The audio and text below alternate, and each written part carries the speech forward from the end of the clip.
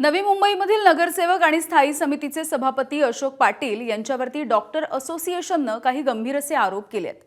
ऐरोलीमध्ये उभारलेलं खासगी रुग्णालय महानगरपालिकेच्या माध्यमातून ताब्यात घेण्याचा डाव स्थानिक नगरसेवकाने रचल्याचा आरोप डॉक्टर असोसिएशनकडून करण्यात आलाय। सिडकोकडून रीतसर निविदेच्या माध्यमातून भूखंड घेऊन रुग्णालय बांधण्यात आलं।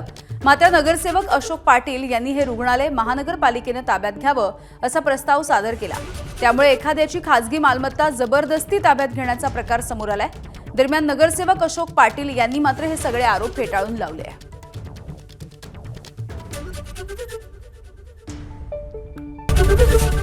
एबीपी माझा, उघडा डोळे बघा नीट।